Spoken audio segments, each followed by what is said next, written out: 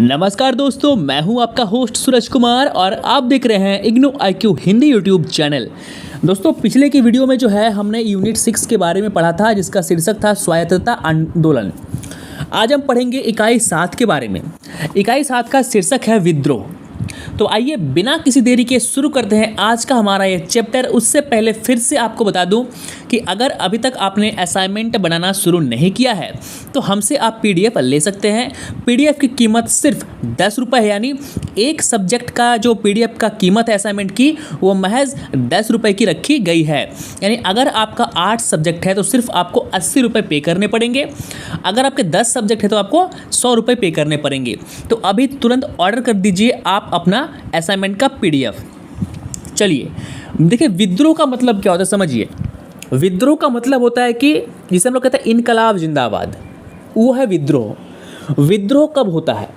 जब किसी देश का नागरिक या किसी देश का कोई समुदाय विशेष लोग देश के सरकार की नीतियों से, शासन से, प्रशासन से नाखुश होते हैं, उनके नियमों से नाखुश होते हैं, तो उस वक्त शुरू होता है विद्रोह। पूरे विश्व में बहुत सारे ऐसे देश हैं जहाँ से कई सारे विद्रोह की शुरुआत की गई थी। विद्रोह यानी क्रांति और विद्रोह दोनों एक ही चीज़ है। कहीं पर हम उसे विद्रोह कहते हैं, कहीं पर हम उसे क्रांति कहते हैं। आपने पढ़ा होगा 1857 का क्रांति या विद्रोह। आई बात समझ में? आपने पढ़ा होगा फ्रांसीसी क्रांति, रूसी क्रांति, जर्मनी क्रांति। तो ये भी क्या है? क्रांति। वहाँ पे क्रांति हुई है। क्यों हुई है? सरकार के अगेंस्ट। जब भी कहीं पर क्रांति होती है, भारत में जो विद्रोह हुआ था अंग्रेजों के खिलाफ, क्यों हुआ था? क्योंकि हम जो भारतीय थे उनके ऊपर अंग्रेजी हुकूमत जुल्म कर रही थी।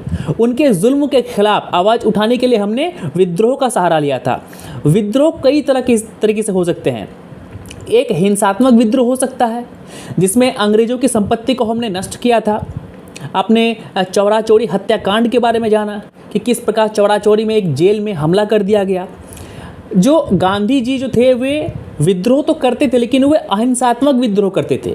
तो अहिंसात्मक विद्रोह का मतलब क्या हो गया कि हम हिंसा नहीं करेंगे, हम मारकाट नहीं करेंगे, हम लाठी डंडे बम असला बारूद का इस्तेमाल नहीं करेंगे, हम अनशन करेंगे, हम सरकारी कार्यों में सहयोग नहीं करेंगे, अगर वोट देने जाना है तो हम वोट देने नहीं जाएंगे।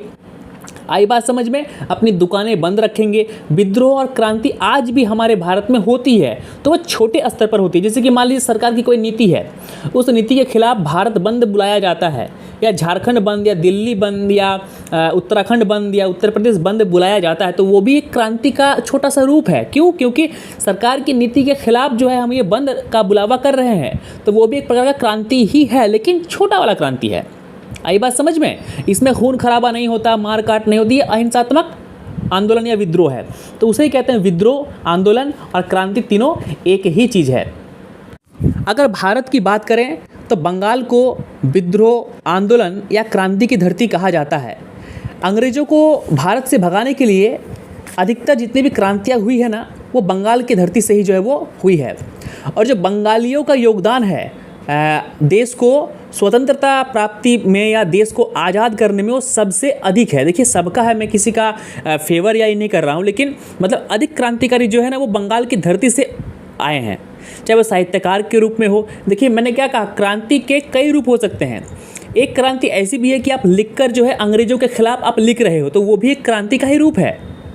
जैसे रविंद्रनाथ टैगोर, बंकिम चंद्र चट्टोपाध्याय, शरद चंद्र, तो ये लोग क्या थे? ये लोग भी क्रांतिकारी ही थे, लेकिन इनका क्रांति कागज़ों पर होता था, इनका खुद का अखबार निकलता था, ये बहुत सारे किताब पुस्तक लिखते थे, लेकिन थे ये भी क्रांतिकारी ही। अब क्रांतिकारी का मतलब ये नहीं कि आपको सिर्फ लड़ना ही होगा। जैसे देश सेवा, ऐसा नहीं है कि बॉर्डर पर खड़ा जवान ही देश सेवा कर रहा है। इसरो के वैज्ञानिक से लेकर एक किसान और एक मजदूर तक, जिसका भी इस देश के GDP बढ़ाने में योगदान है, वो भी इस देश का सेवा कर रहा है। इस बात को दिमाग में डाल लीजिए। यानी आप जितना सम्मान बॉर्डर पे खड़ा एक जवान का करते हैं, उतना ही सम्मान इसरो के एक साइंटिस्ट का करना होगा, DRDO के एक साइंटिस्ट का करना होगा। क्योंकि DRDO के वैज्ञानिक अगर मशीन, उपकरण, गोला बारूद, बम, बंदूक नहीं बनाएगा तो फिर बॉर्डर पे हम दुश्मनों से कैसे लड़ेंगे। चलिए, ये उम्मीद है आप विद्रोह को अच्छे से समझ गए होंगे, इसलिए मैंने आपको विस्तार से समझाया। अब देखिए, अब क्या है कि विद्रोह को कई कई जगह में जो है ना आतंकवाद के रूप में पहचाना जाता है। जब विद्रोह हिंसात्मक हो जाता है, जब विद्रोह बहुत ही ज़्यादा उग्र हो जाता है, तब हम उसे कहते हैं ये आतंकवाद का रूप ले चुका है। जैसे कि अब आपको मैं बता रहा हूँ, नक्सली जो है, नक्सली वामपंथ से प्रेरित है और उन लोगों का मानना है कि हम लोग क्रांति कर रहे हैं। ये उन लोगों का मानना है, लेकिन असल में वो क्रांति नहीं कर रहे हैं, वो आतंकवाद को फैला रहे हैं। सरकारी संपत्ति को नष्ट करना, वे आम लोगों को मार देते हैं, वे बस को अगवा कर लेते हैं, लोगों की किडनैपिंग कर लेते हैं। तो ये एक आतंकवादी कृत्य है, इसे हम क्रांति नहीं कह सकते हैं। तो कुछ कुछ जगह जैसे कि मणिपुर में मान लीजिए, मणिपुर का लोग कह रहे हैं कि हमें अलग स्टेट चाहिए। कुछ आतंकवादी समूह है, लोग तो नहीं, कुछ आतंकवादी समूह है, कुछ गुट है जिन्हें चाइना फंडिंग करती है, वे कहते हैं कि हमें अपना अलग देश चाहिए। तो वो लोग क्या है, उसे हम क्या कहेंगे, उसे हम आतंकवादी संगठन ही कहेंगे। क्यों? क्योंकि अगर आपको क्रांति करना होता तो आप हिंसा नहीं करते, आप आम लोगों को प्रभावित नहीं करते, बम बारूद गोले का आप इस्तेमाल नहीं करते। आई बात समझ में? तो कहीं कहीं पर विद्रोह को आतंकवाद का रूप भी दिया जाता है। अब देखिए, आपके सामने एक शब्द है, उस शब्द को कहते हैं प्रत्युत्तर विद्रोह। ठीक है, इंग्लिश में कहते हैं काउंटर इंसर्जेंसी। तो जो प्रत्युत्तर विद्रोह है वो है क्या? देखिए, विद्रोह को दबाने के लिए या विद्रोह को रोकने के लिए जिन नीतियों का इस्तेमाल किया जाता है, वो नीतियों को ही प्रत्युत्तर विद्रोह कहते हैं। वैसे तो किसी भी देश के पास अपनी खुद की कोई नीति नहीं है, कोई नियम नहीं है कि इसी नियम से हम रोक सकते हैं। तो जो सरकारें हैं वे तरह तरह के हथकंडों का इस्तेमाल करते हैं। पहला हथकंडा क्या है कि आपसी बातचीत, बैठकर बातचीत करते हैं। बातचीत करने के बाद जो है हम इस आंदोलन को रोकने का प्रयास करेंगे, इस विद्रोह को रोकने का प्रयास करेंगे। इसलिए अंग्रेज बार बार महात्मा गांधी को बुलाते थे कि जो है इस आंदोलन पर समझौता कर लीजिए, आपकी कुछ मांगे हम मान लेंगे, हमारी भी कुछ मांगे आप मान लीजिए और आंदोलन को दबा लीजिए। जैसे असम में हुआ बोडो विद्रोहियों के साथ। बोडो लोग चाहते थे कि असम को तोड़कर बोडो राज्य बनाया जाए। आई बात समझ में? लेकिन असम की सरकार ने क्या किया, बोडो जनजाति के साथ मिलकर बातचीत की और उस बातचीत से एक फैसला निकला, एक फैसला आया और उस फैसले से क्या किया गया, कुछ अधिकार जो है बोडो जनजाति को दिया गया। तो विद्रोह को इस प्रकार दबा दिया गया। दूसरा तरीका है विद्रोह को दबाने का कि आप सैन्य सहायता लीजिए। अगर विद्रोही बहुत ज़्यादा उग्र हो चुके हैं, विद्रोही बहुत ही ज़्यादा मतलब आतंक फैला रहे हैं, तो उस स्थिति में आप उनसे बातचीत नहीं कर सकते हैं। उस स्थिति में आपको सैन्य ताकत का इस्तेमाल करना पड़ेगा, आपको उस जगह पर सेना को भेजना होगा जिससे आप उस आंदोलन को दबा देंगे। अब देखिए, अगर आप नॉर्थ ईस्ट के कुछ राज्य जाएंगे, जैसे असम हो गया, नागालैंड हो गया, मणिपुर हो गया, तो इन राज्यों में एक कानून है, उसे कहते हैं अफस्पा।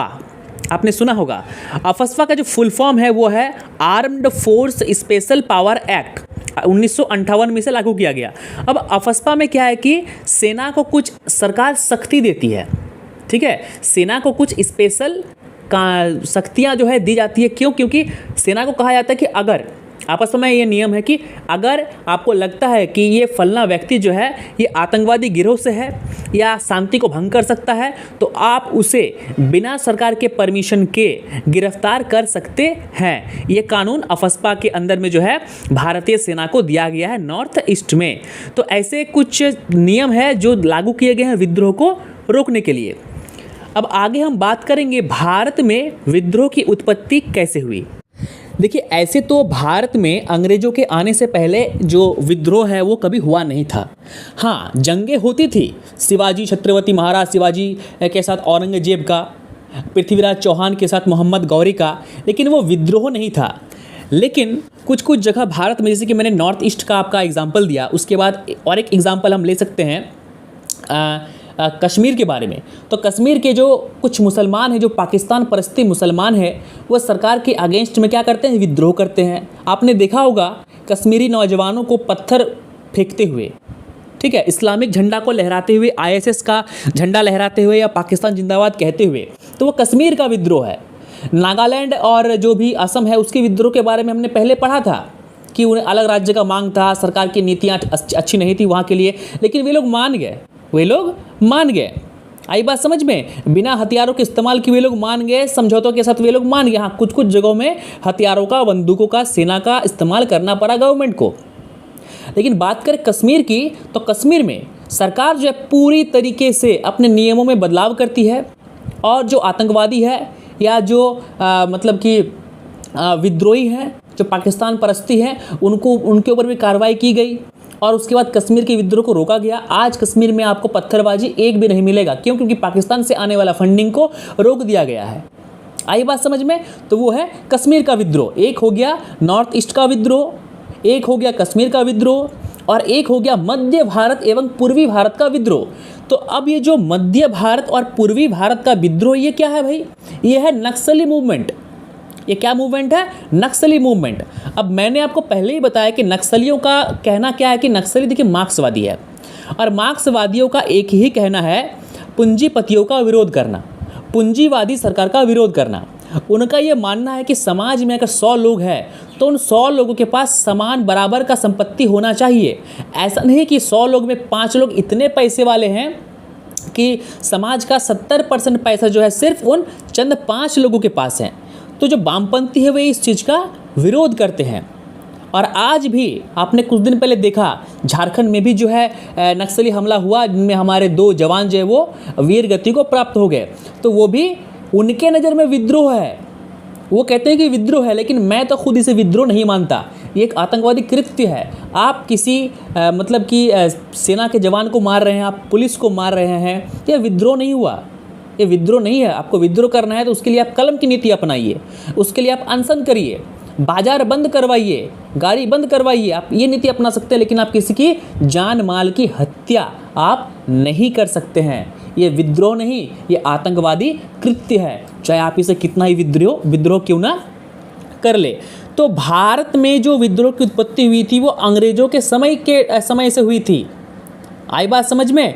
उसके बाद फिर नॉर्थ ईस्ट का विद्रोह शुरू हो गया, जम्मू कश्मीर का विद्रोह शुरू हो गया। अब देखिए, अब मान लीजिए साउथ इंडिया की बात करें तो साउथ इंडिया में भी विद्रोह हुए हैं हिंदी के विरुद्ध। आप साउथ इंडिया जाओगे तो वहाँ पे हिंदी, कोई बंदा वहाँ का हिंदी जानता भी है ना, तो वो आपसे हिंदी में बात नहीं करेगा। क्यों? क्योंकि वे लोग हिंदी को पसंद नहीं करते हैं। उनका मानना है कि अगर हम हिंदी बोलने लग जाए तो सरकार हिंदी हमें थोप देगी। आई बात समझ में? चाहे आप केरल चले जाओ, चाहे आप आंध्र प्रदेश चले जाओ, तमिलनाडु चले जाओ, तेलंगाना चले जाओ, इन जगहों में हिंदी नहीं बोली जाती। हिंदी वही लोग बोलते हैं जो यहाँ से गए हैं। अभी कर्नाटक में एक नया लोग जो है नौटंकी कर रहे हैं कि आपको कर्नाटक में रहना होगा तो कन्नड़ बोलना होगा। ये कौन सा नियम है भाई? मैं हिंदी में मुझे आता है तो मैं हिंदी में बात करूँगा। अब मैं 2 दिन में जाता हूँ कर्नाटक, 2 दिन में तो मैं सीख नहीं पाऊँगा।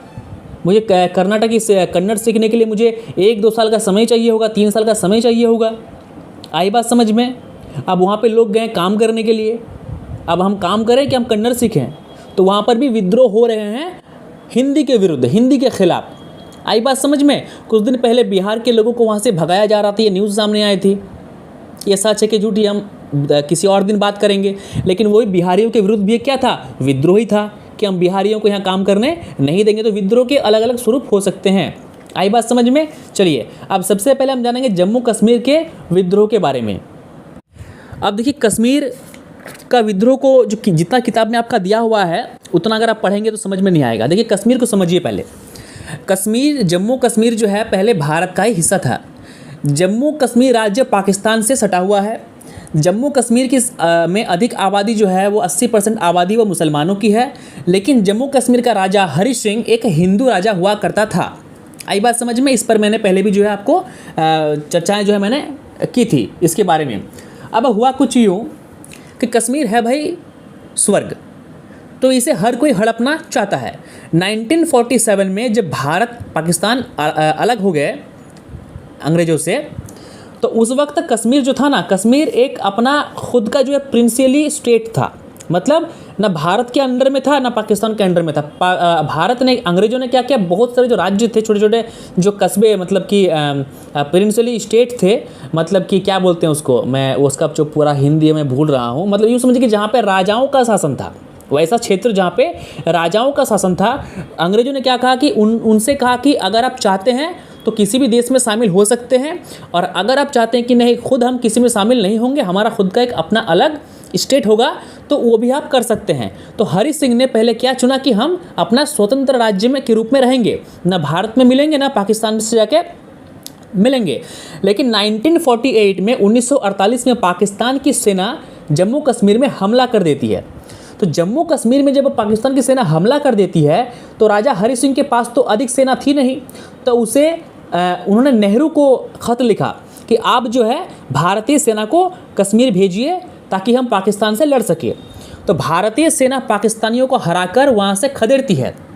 तो उसके बाद हरि सिंह को ये फील होता है, उन्हें ये समझ में आता है कि अगर मैं स्वतंत्र राज्य के रूप में रहा तो ये पाकिस्तान बार बार मुझ पर हमला करेगा।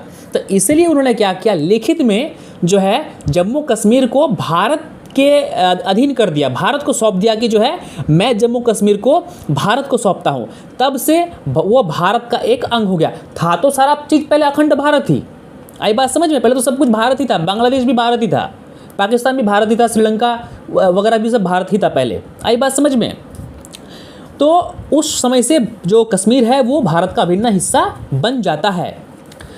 तो इसका जो जलन और इसका जो चिड़ है कि कश्मीर उतना सुंदर जगह है वो इंडिया को मिल जाता है, तब से पाकिस्तान के जो लोग हैं या पाकिस्तान जो सरकारें हैं, जो सेना है, वह लगातार कश्मीर में जो है क्या कर रही है, विद्रोह को उकसा रही है, कश्मीर के लोगों को उकसा रहे हैं। देखिए कश्मीर के लोग काफ़ी कम पढ़े लिखे हैं, और जो काफ़ी कम पढ़े लिखे लोग होते हैं ना, उनको मूर्ख बनाना, उनको बरगलाना और उनको मतलब कि झूठी बातों को मतलब समझा देना काफ़ी आसान है। कोई अगर मूर्ख इंसान है उसे आप कुछ भी बोल दोगे ना, ठीक है, कि मैं चांद से घूम के आया हूँ, तो मान लेगा, आई बात समझ में। तो बात जो है वो यहीं पे आकर रुक जाती है। तो कश्मीर में इस प्रकार विद्रोह शुरू होता है, पाकिस्तान से पैसे मिलते हैं उन्हें, तो पाकिस्तान से उन्हें पैसे मिलते हैं। अगर मैं ही आपको कल 10,000 रुपये दूँ और बोलूँ कि आप बोलो कि सूरज सर महान है, सूरज सर महान है, तो आप बिल्कुल बोलोगे भाई सूरज सर महान है, क्यों? क्योंकि आपको पैसे मिल रहे हैं। लेकिन वहीं पर अगर आप पढ़े लिखे नौजवान हैं तो आप क्या कहोगे कि नहीं भाई मैं बिल्कुल नहीं बोलूँगा, क्योंकि आप पढ़े लिखे इंसान हैं। तो कश्मीर में रोज़गार नहीं था, कश्मीर एक बेरोज़गार क्षेत्र बन चुका था। वहाँ के लोगों के पास रोज़गार नहीं था, नौकरियाँ नहीं थी, उनके पास खाने को पैसे नहीं थे, सर्वाइव करने के उनके पास साधन नहीं था। तो पाकिस्तान से उन्हें जो है रोज़ जो है 200-400 जितने भी पैसे मिलते थे उनसे उनका गुजारा हो जाया करता था। इसलिए वे भारत के ख़िलाफ़ बोलते थे, भारत को सेना को जो है पत्थर मारते थे। और वहाँ के जो नेता थे, हुर्रियत के नेता, उन्हें बहुत सारे फंडिंग मिलते थे पाकिस्तान से, करोड़ों अरबों रुपए फंडिंग उन्हें मिलते थे पाकिस्तान और चीन से। क्यों?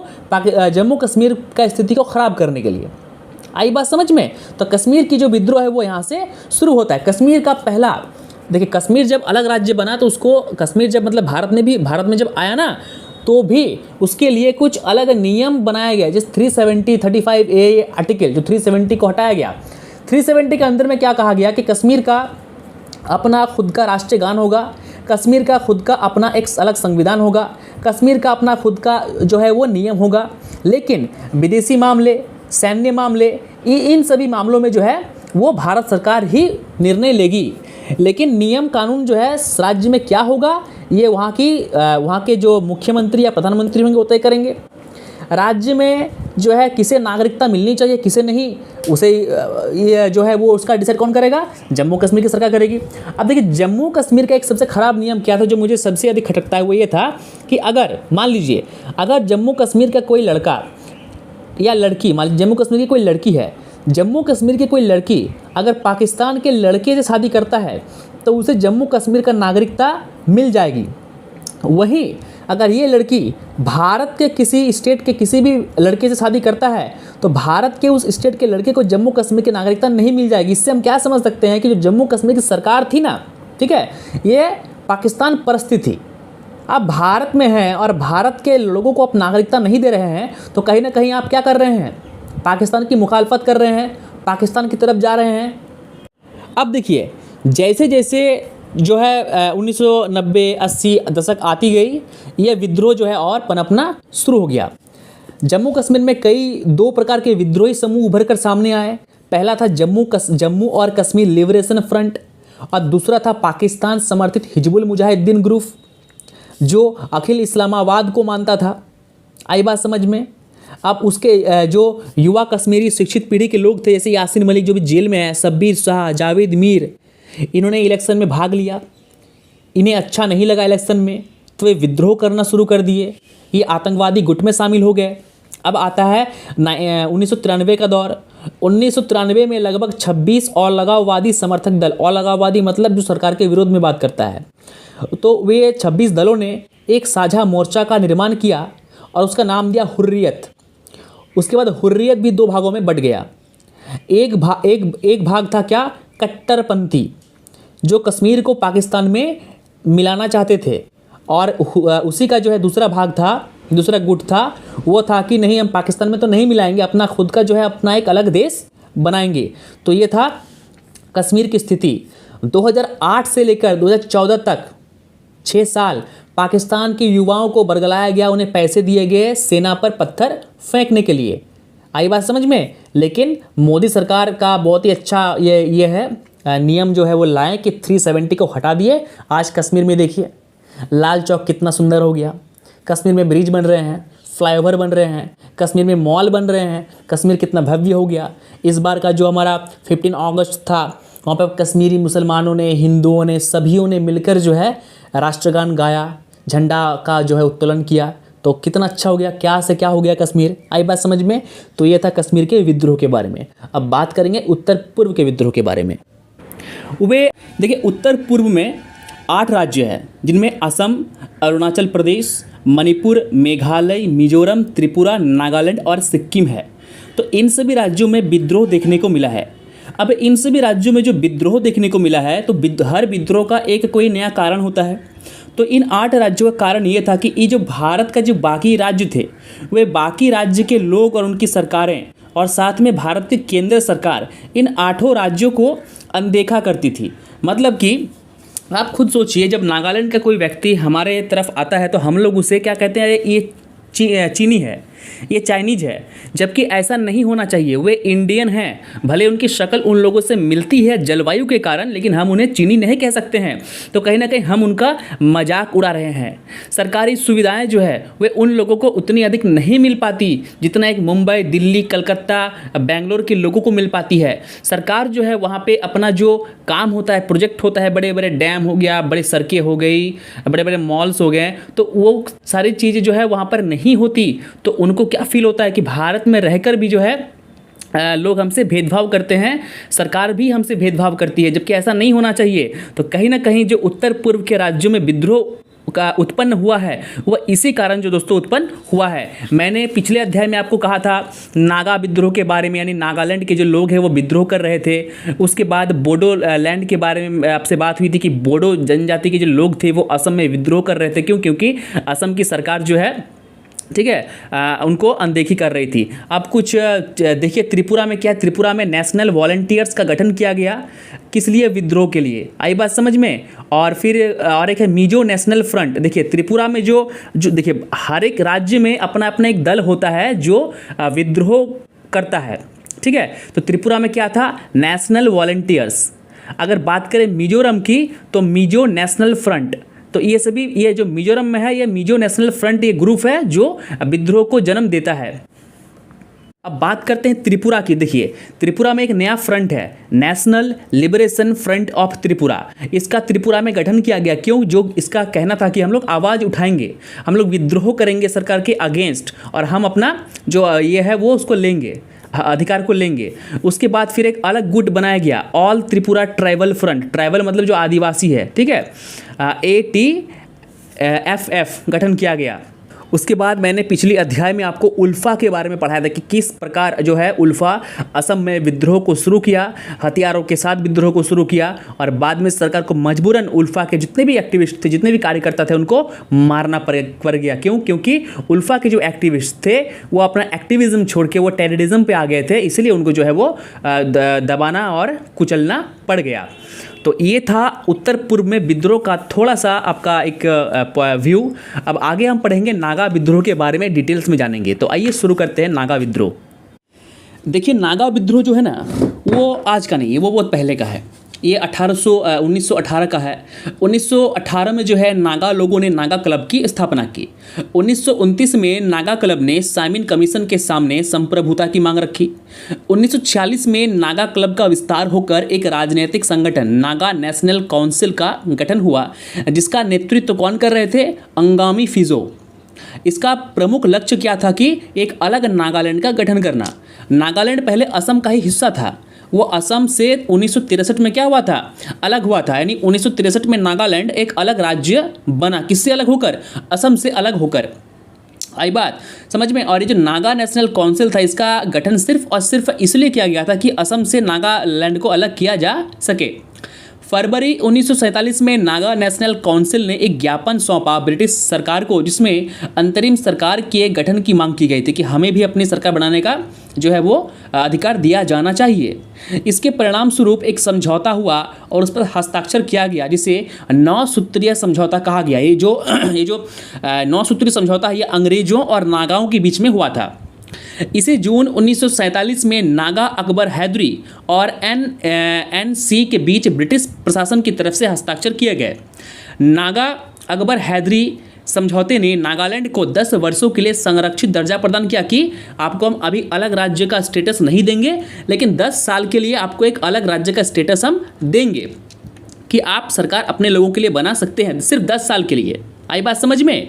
इस समझौते ने नागावासियों के अधिकारों को प्रमुखता दी ताकि यह समुदाय स्वतंत्र रूप से अपना विकास कर सके और नागा प्रथागत कानूनों का पालन कर सके। लेकिन 10 वर्षों के लिए ही दिया गया, इस बात को ध्यान में रखिए। किसने दिया, अंग्रेजों ने दिया। नागा अकबर हैदरी समझौते पर दस्तखत होने के 1 महीने बाद NNC यानी नागा नेशनल काउंसिल ने फिजो के नेतृत्व में 14 अगस्त 1947 को एक स्वतंत्र नागालैंड की घोषणा की। और फिर बाद में क्या हो गया कि 1963 में जो है भारत सरकार को नागालैंड को एक अलग राज्य का दर्जा देना पड़ा, क्योंकि विद्रोह इतना हो चुका था और नागा लोगों की संख्या बहुत ज़्यादा थी, बहुत अधिक थी। और ये भी एक रीज़न था कि नागालैंड को एक अलग राज्य बनना पड़ा। 1964 में भारत सरकार एवं NCC के बीच समझौते पर हस्ताक्षर हुए, जिसमें शांति का प्रस्ताव था। इसमें यह प्रस्ताव दिया गया सरकार की तरफ से कि जो आपका जो आंदोलन है, अब तो हमने जो है आपको नागालैंड एक अलग राज्य दे दिया है, अब जो है आप अपना विद्रोह को ख़त्म कर दीजिए। लेकिन ऐसा हुआ नहीं। ठीक है, सरकार और नागाओं के बीच में एक समझौता हुआ 1975 में, जिसे शिलोंग समझौता कहा गया। और हर एक समझौते का जो एक ही मकसद था कि शांति बहाल करना, विद्रोह को दबाना, कि अलग राज्य का मांग था, हमने दे दिया, अब आप विद्रोह ख़त्म कर दीजिए। लेकिन कई सारे समझौतों के बावजूद जो है वो विद्रोह ख़त्म नहीं करना चाहते थे। आई बात समझ में। इसके बाद भी शांति कायम नहीं हो सकी। अब देखिए, अब कुछ कुछ नेता थे NCC के अंदर में जो इस समझौते को मानते ही नहीं थे। उनका यह कहना था कि ये समझौता नहीं है, ये एक बेचना, नागालैंड को बेचने के समान है। ठीक है, उसके बाद देखिए उन्हीं नेताओं ने क्या किया, एक अलग संगठन जिसका नाम था national socialist council of Nagaland NSCN का गठन किया 1980 में। आई बात समझ में। अब जो है 1980 में इसका गठन होता है और 1988 में ये पूरा का पूरा टूट जाता है 2 भागों में। तो 2 भागों में टूट जाता है। उसमें से एक भाग का नाम था NSCIM, जिसका नेतृत्व थ्विलिंग मुइवा ने किया, और दूसरा था NSC, जिसका नेतृत्व SS कापलांग ने किया। उसके बाद ये दोनों गुट ने स्वतंत्र नागा के लिए आंदोलन जारी रखा। इसके बाद ये जो पूरा आपका NSCM IM था, ये 1997 में तथा NSCN ने 2001 में भारत सरकार के साथ शांति समझौते पर क्या हो गए, वो राजी हो गए। लेकिन वो मतलब शांति समझौते पर वो तो आ गए, शांति कायम हो चुका। लेकिन अब जो उनका एक मांग था ना ग्रेटर नागालैंड का, वो फिर से ये होने लगा। पहले मांग क्या था कि नागालैंड चाहिए हमें। अब जब नागालैंड मिल गया तब क्या कह रहे हैं कि नहीं, और भी राज्यों के कुछ हिस्से हमारे हैं, ठीक है, वहाँ के लोग हमारे हैं, तो हम अपने राज्य का विस्तार करेंगे। मतलब अगर अभी अगर हमारा जो एरिया है वो 1000 स्क्वायर फुट का है, तो हम उसे 2000 स्क्वायर फुट करेंगे, माने अपने क्षेत्र का विस्तार करेंगे। ये मांग उनका उठने लगा। तो उम्मीद है नागा विद्रोह को आप समझ गए होंगे।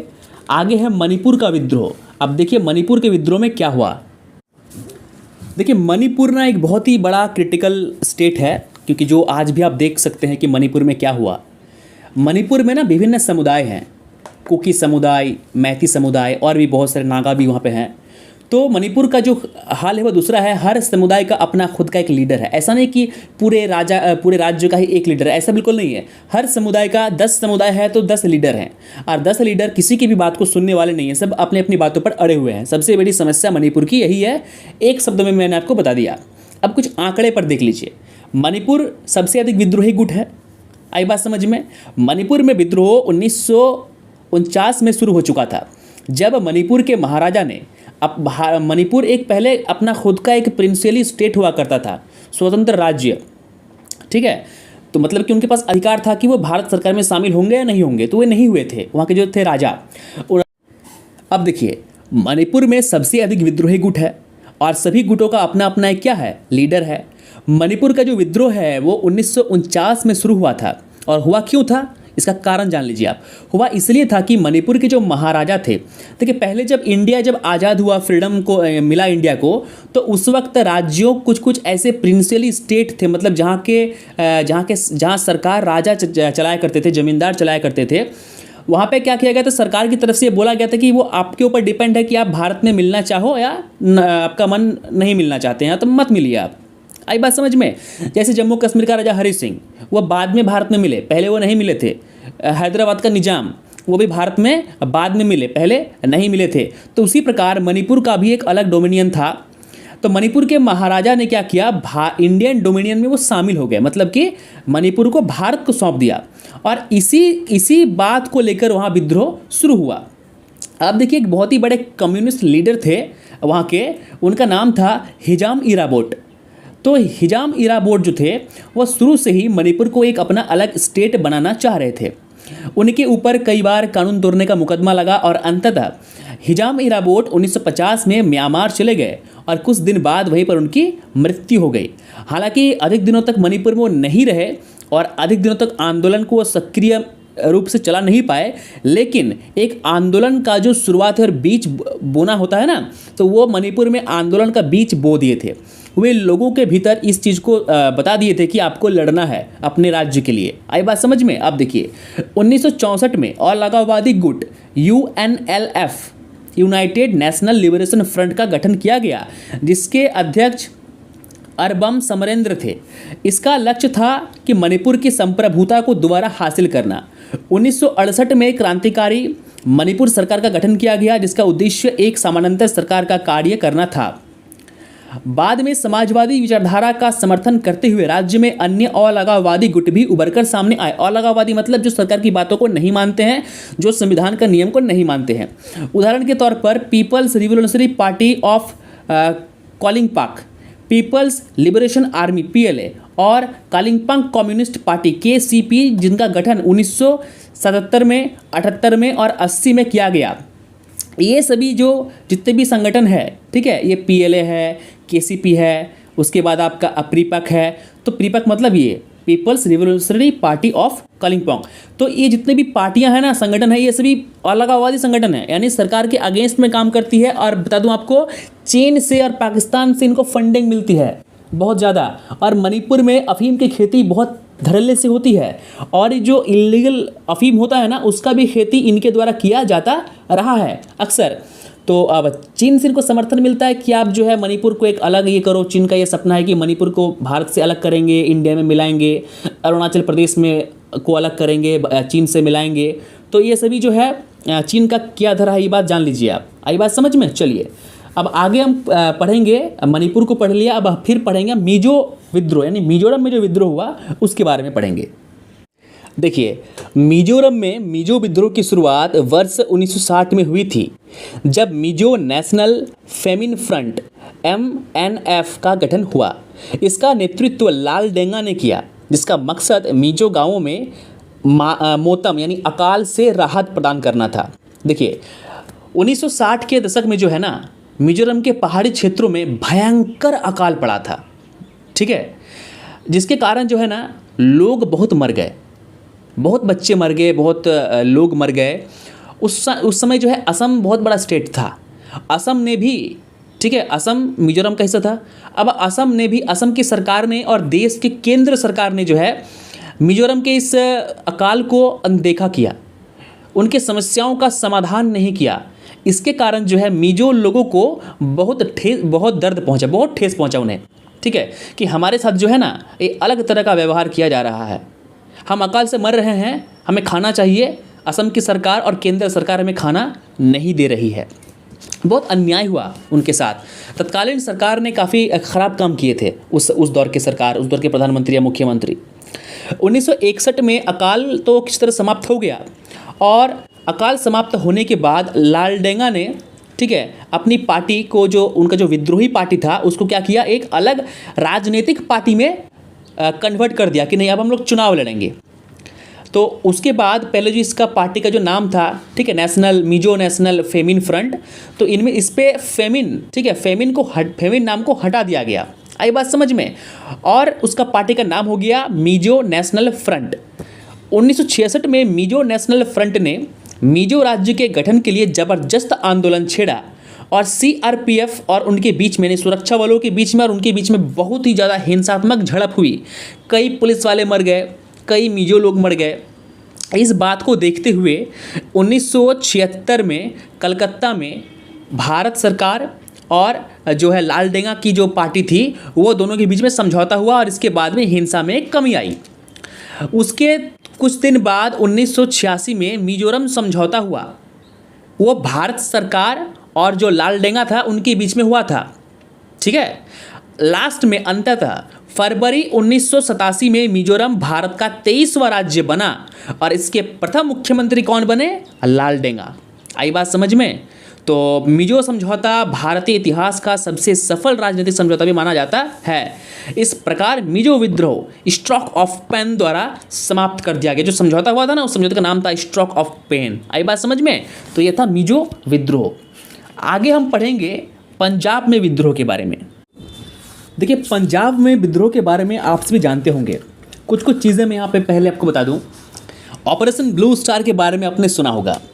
ऑपरेशन ब्लू स्टार खालिस्तानियों को मारने के लिए शुरू किया गया था। खालिस्तान के कुछ आतंकवादी स्वर्ण मंदिर में घुस गए थे, ठीक है, अमृतसर के स्वर्ण मंदिर में कुछ खालिस्तानी आतंकवादी घुस गए थे। उन्हें वहाँ से निकालने के लिए और मारने के लिए ऑपरेशन ब्लू स्टार किया गया था। अब जो है इसमें एक बहुत ही अच्छा टर्म आएगा, अजीत डोभाल। अजीत डोभाल जी ने एक अपनी निर्णायक भूमिका निभाई थी इस ऑपरेशन में। वे जासूस बनकर, ठीक है, जासूस तो वो थे ही, तो वो खालिस्तानी आतंकवादी बनकर वहाँ पर चले गए। मतलब उन आतंकवादियों के साथ वो कुछ दिन रहे, और अंदर में कितने लोग हैं, उनके पास कितने हथियार हैं, क्या क्या हथियार है, उनका क्या प्लानिंग है सरकार के अगेंस्ट, वो सभी बातें वहाँ से निकल कर आके सरकार को उन्होंने बता दिया। तो ये उनका रोल था, किनका? अजीत डोभाल का। और अजीत डोभाल की इस इन्फॉर्मेशन के कारण ही जो है हमारे सुरक्षा बल जो है, हमारी जो आर्मी है, सेना है, वो अमृतसर मंदिर में घुसती है और सभी खालिस्तानियों को मार देती है। आई बात समझ में? अब ये खालिस्तान का आंदोलन शुरू क्यों हुआ था? देखिए, ये खालिस्तान एक कॉन्सेप्ट है। खालिस्तान की हम लोग पंजाब को तोड़कर खालिस्तान एक अलग देश बनाएंगे, और ये विद्रोह जो है 1970 में शुरू हुआ था।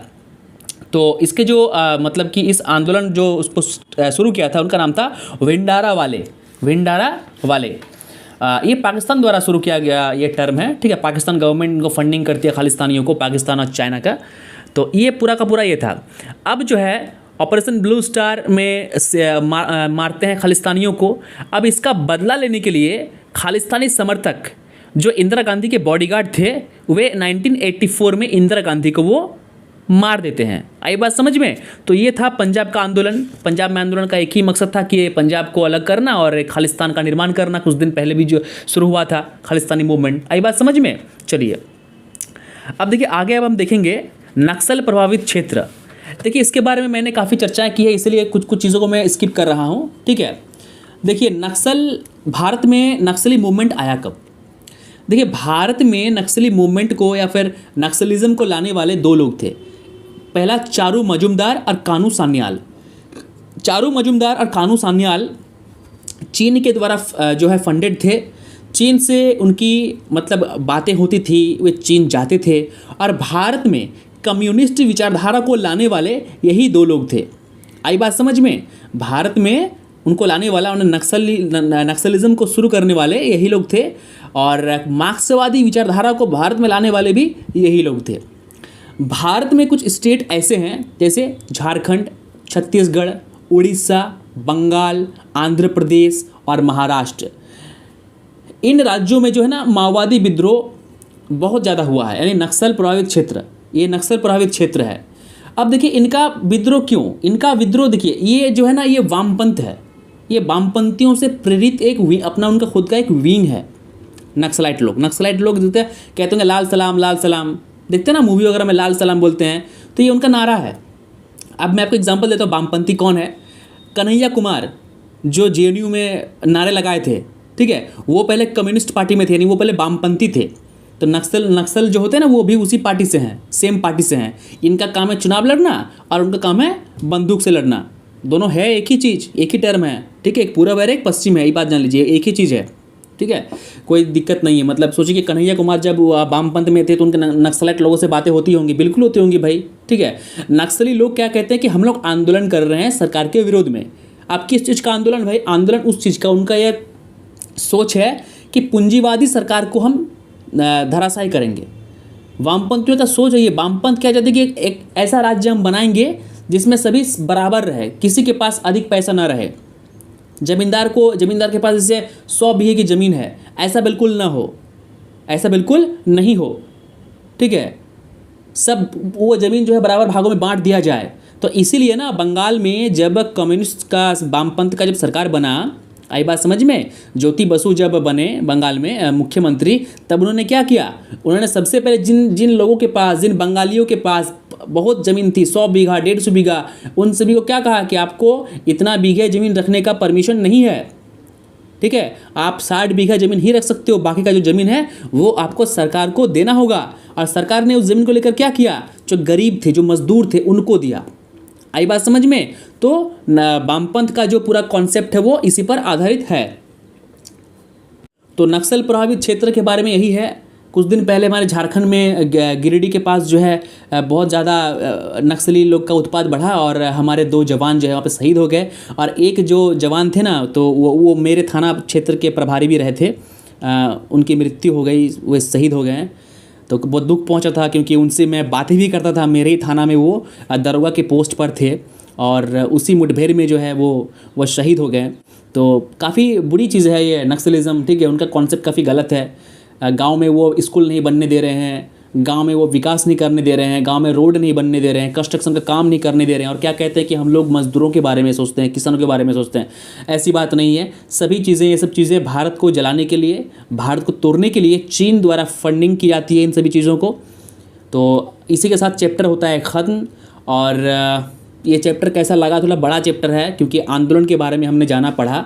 और देखिए, छोड़ना अगर मैं होता तो मैं छोड़ चुका होता, लेकिन ये सभी चीज़ें आपको जाननी चाहिए क्योंकि अगर एक चीज़ में अगर छोड़ दूंगा ना तो फिर बाद में आपको समझ में नहीं आएगा, एग्ज़ाम में आप लिख नहीं पाओगे। इसलिए एक एक चीज़ को पढ़ाना, बताना, समझाना काफ़ी ज़रूरी है।